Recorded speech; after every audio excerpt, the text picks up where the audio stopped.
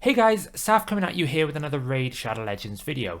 So we've had a few changes since the last patch, patch 5.3, but we haven't actually had an official sort of patch 5.4, but the changes are big enough that we should probably take a look at what has happened. So in this video I'm going to be looking at sort of the changes we've seen since that date, including some of the arena details and some of the things that they've added into the code that sort of haven't really been talked about yet, and probably a little bit of a sneak peek. I've also got information on the new Doom Tower champions. So if you've been doing your secret rooms every week and every rotation, then this might be of interest to you. But I do appreciate that probably some people are still stuck on Thea or maybe some of the earlier champions. So this is information that's probably so far in the future it may not even be relevant. But we're going to go through it, we're going to look at all the information, and yeah, let's start taking a look. Now, as always, when I talk about unofficial patch notes, there is a disclaimer that this is information that I have acquired from looking into the game code. So there is obviously some element of potential change. Some of this information might not be ready for release, or some of this information might change by the time it gets to release. So you could take it as an official kind of, it's definitely happening in some fashion, and some of the information in terms of multipliers is obviously very accurate. But obviously it's not officially approved by Playroom, so take it as you will. Let's take a look first at the arena updates. Now, some of this information was obviously released publicly. The Gold 5 requirements and the Platinum requirements, sort of the milestone to enter that tier, have changed. They've brought Gold 5 down to 3200 and they've brought Platinum down to 3500, which is the old Gold 5.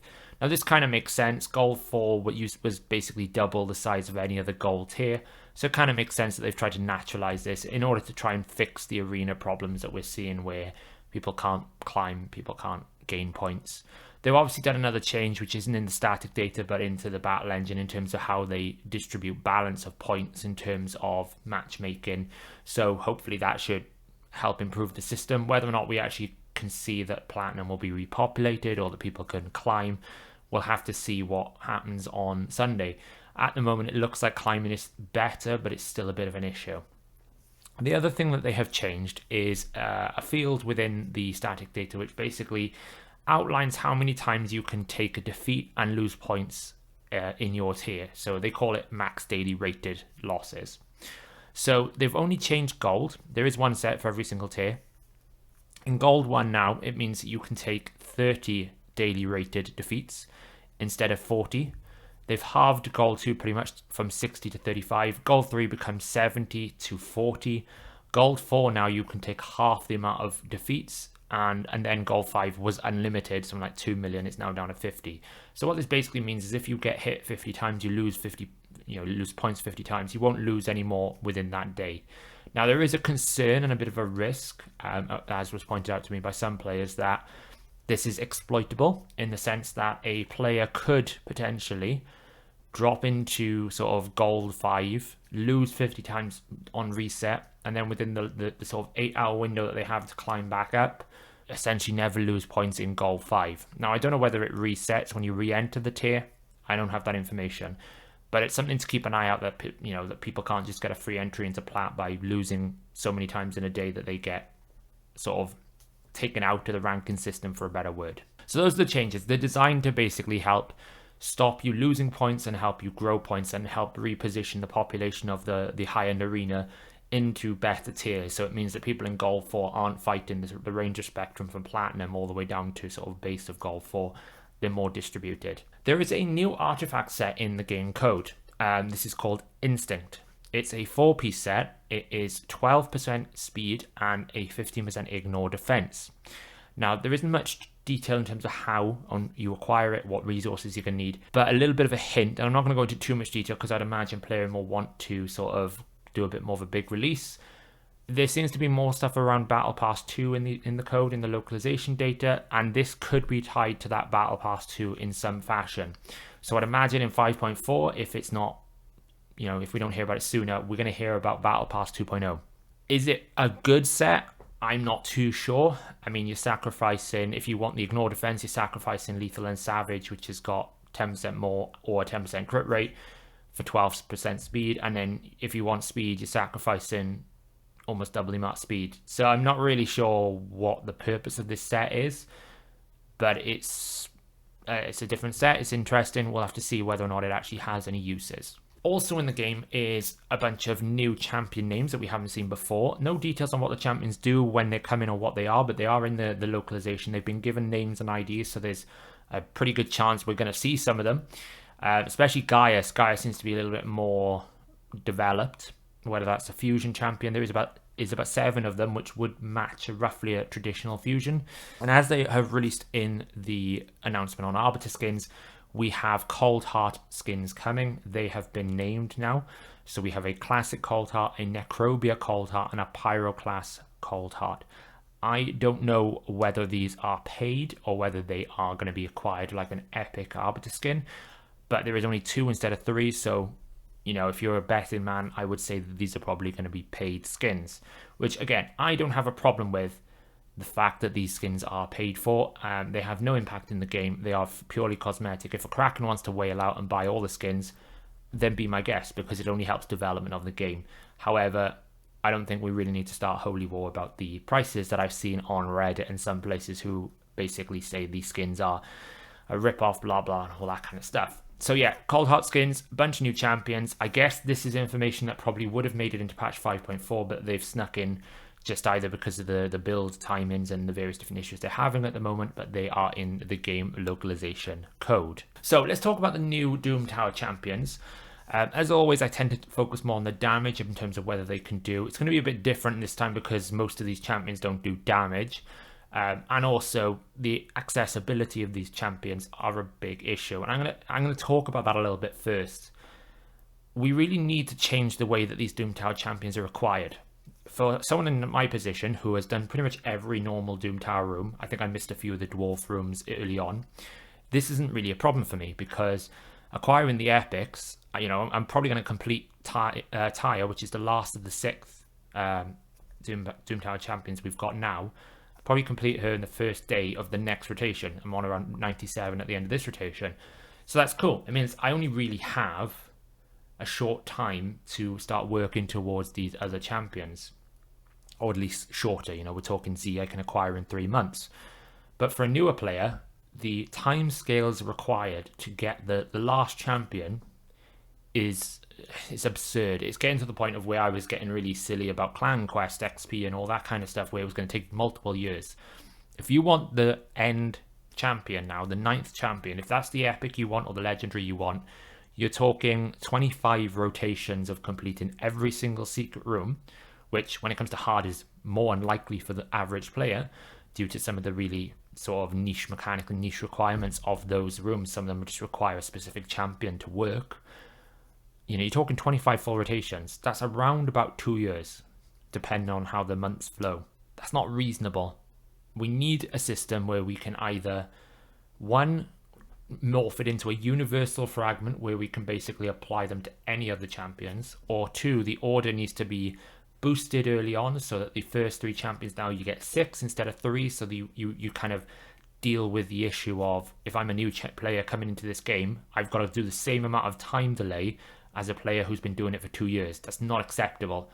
So either we can choose the order of the champion we get, or the first 3 or the first 6 now get double the amount or even triple the amount of fragments per rotation, so it allows people to catch up. Otherwise, you might as well forget about some of these legendary champions, because I don't think anyone outside of the top players are going to be using this champion or even getting this champion, and that's a bit of a shame because you've put time and effort into developing these champions and they're not going to get any sort of game time.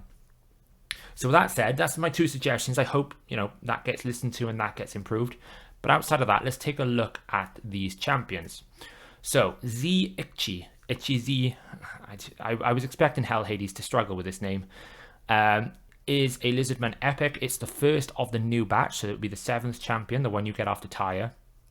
And pretty much this champion needs to be almost instantly reworked. The whole purpose of the champion is to kill someone with the A2.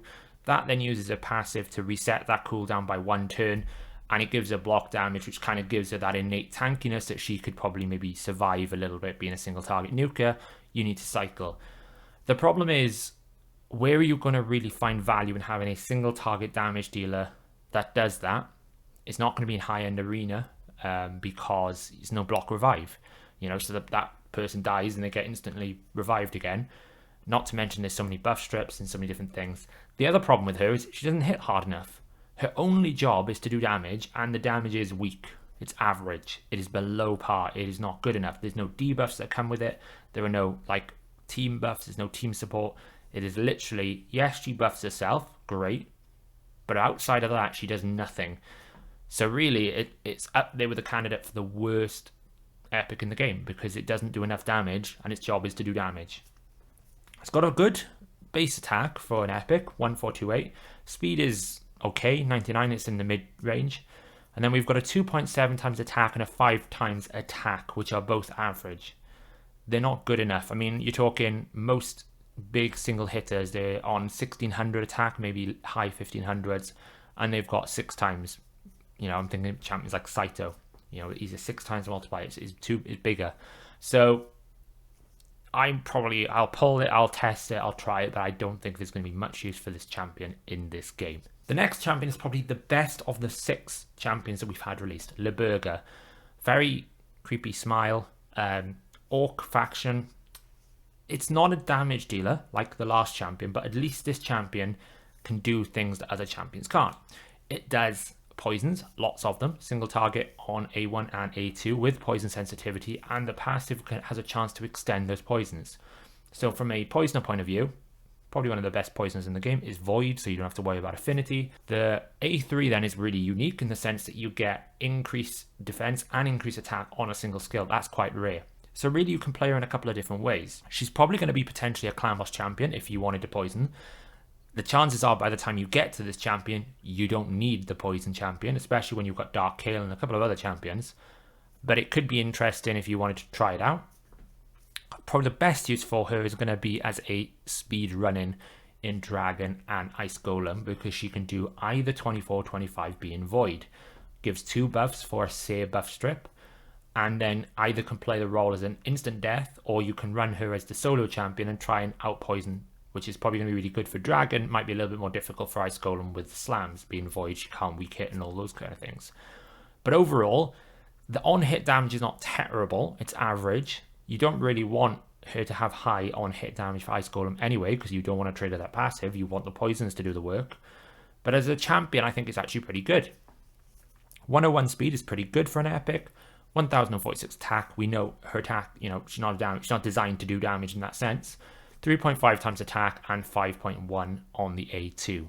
Okay, on to the last epic of the new batch. This is the 9th champion. This is the one you'll get last.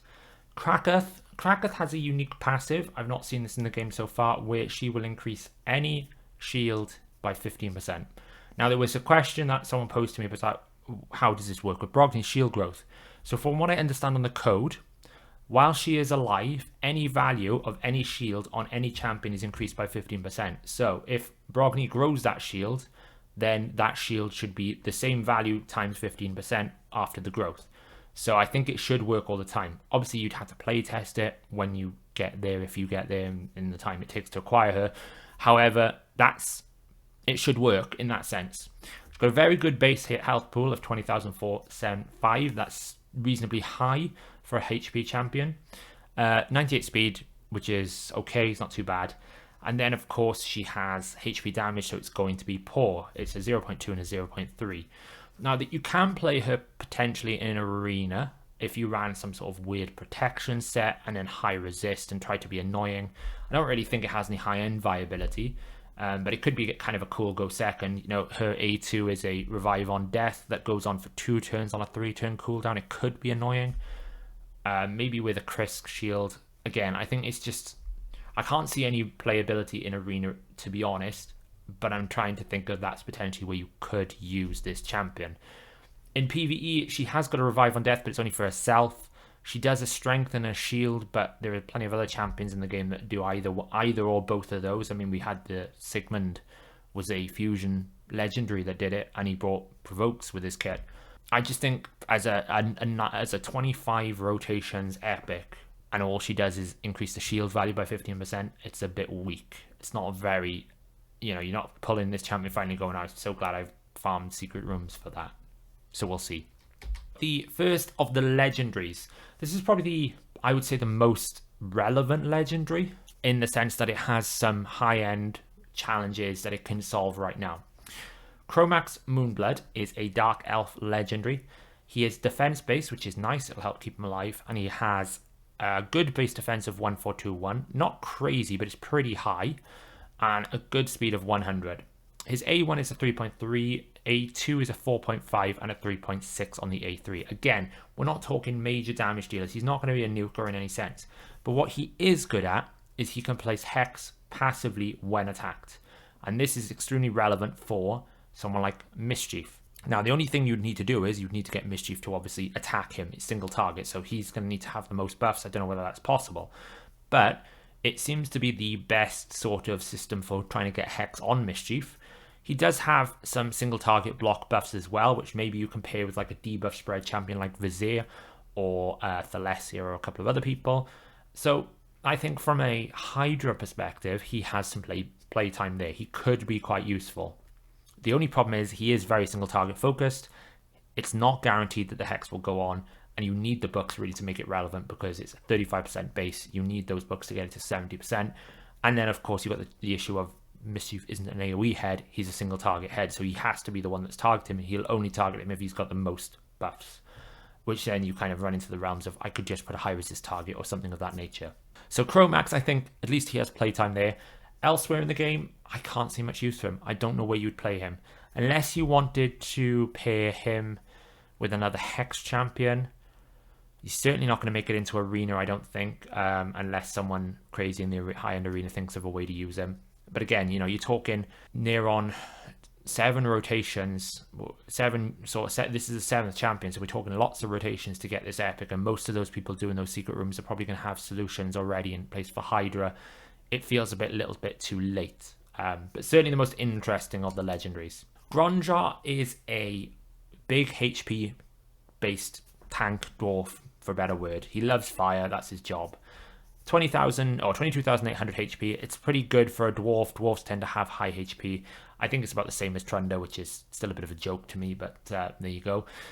Speed at 100 is okay, middle of the ground for legendary. And then he is obviously, again, HP based, so the damage is going to be weak. Double attack on A1 at 0.1, 2 attacks on the A2 at 0.15, and then the AoE at 0.2. We know his job is not to do this, it's to do HP burns. And he is probably a pretty good HP burn champion. It's kind of cool that he heals from himself. But the problem, again, with this champion is, does he really add enough value to an account that he's worth leveling at this point in time when you acquire him? He's not doing much more than what Akoth the Seer does, and you get him as like the first or the second champion in the epic rotation. He's not doing more than Mordecai. Okay, he's good into a freeze situation, but it's not that high that there's not that many situations where freeze is going to be that much of a problem. I can see him being very good in Sarath, but then we already have Drexar, and you just put Drexar really slow and high accuracy gear and just let him passively apply the burn as well. So for me, his kit makes sense, but I just think at this point in time, 8th champion in the Doom Tower rotation, I don't see much use in many accounts over other champions that are just more accessible and easier to upgrade. You know, we're talking epics who can use epic books to upgrade. And finally, Jinro the Stalk. Looks like he's spent too much time with the Plague Doctors. He is a new Shadowkin. He is the last champion, so you will need to wait, again, 25 rotations to get to the end to get him. He is a defense-based champion with 1387 defense. It's a little bit low for what I'd like him to be based on what his job is. And he's got a base speed of 98, which doesn't really matter. So Jinro has got this special mechanic with his passive, where every time he counterattacks, he increases his own defense, and it is by 10%. So every time he counterattacks, he increases his total defense by 10%. There is no cap on this. So theoretically, if you can get him counterattacking all the time, you could infinitely scale his defense. It could be kind of silly. I can't see you get into high numbers, because the likelihood is you're not going to get more than 10 counterattacks in before he takes a turn. Every time he takes a turn, it resets his defense back to what it was before. His damage is not there. It's average. It's okay. He does have a cool mechanic of provoking anyone under increased attack. He gives himself his own counterattack, and he also will convert all his resistance into accuracy. So you don't need to build accuracy on him. You would build him literally as a slow, high resist tank, and then hope that you can counterattack up. But the problem is I don't really see the win condition with him. What is his job in a situation? I mean, the best I can see is he's in an annoying stall defense arena champion designed to mess around with increased attack champions. Whether or not then you can provide a win condition for him, I don't know. Perhaps you can actually scale him enough that he does enough damage when you get that passive rolling. I'm basing this off no growth on his passive, because it's almost impossible to know how much you're going to get. So off his base defense, it's this number, but maybe if you add 100% more defense, he becomes a really strong damage dealer. So I think he's got an interesting use. I think he is one of those champions that on paper looks really interesting, but I worry in reality what happens when that counterattack gets stripped. You know, you need, in an ideal world, that counterattack would be protected. You wouldn't be able to be removing that counterattack. That way, then you force people into a situation where I either need to control him or kill him. Otherwise, he's going to run sort of ruins around my increased attack champions. So, you know, if people have been doing all these secret rooms, they can get them. But I think for the majority of the player base, a bit like when Vassal of Seal came out, you're going to forget this champion exists in the game because the likelihood of you getting him is almost impossible. So that brings us to the end of the patch notes. If Playroom is watching, I hope they do consider changing the way that Doom Tower champions are acquired. I think there's lots of interesting champions that people would like to get sooner over other champions. And in its current model, you know, you keep adding more champions and less people are going to be interested or engaged with those additions. If you've liked this video, please give it a thumbs up and a like. And if you want to see more of these videos, please subscribe to our channel. That video will go straight into your feed. I was going to be doing a clan boss team. I'm still farming up some silver after the last clan versus clan to try and rebuild some of my teams. And I am entertaining the idea of starting almost a brand new account, not necessarily a free-to-play account, not that I'll spend a lot of money, and trying to kind of follow a new player's journey and trying to impart sort of my wisdom on, you know, how would you progress the most efficiently? How can you get up to those clan boss rewards that really help you grow your account? How do you get over common hurdles? I know Hellhades does a free-to-play series as well, which is very interesting. But I've seen a lot lately, a lot of players going, I cannot do this, it's too impossible. And a lot of the time, it's just learning how to use champions that are not the epic champions, not the crazy champions. So if you're really interested in me doing that video series and you want to see me do that, drop a comment. If enough people are really interested in it, I will. I'll kind of bore the brunt of the first start of the game when I try and get 50s and 60s. But yeah, I'll catch you in the next video.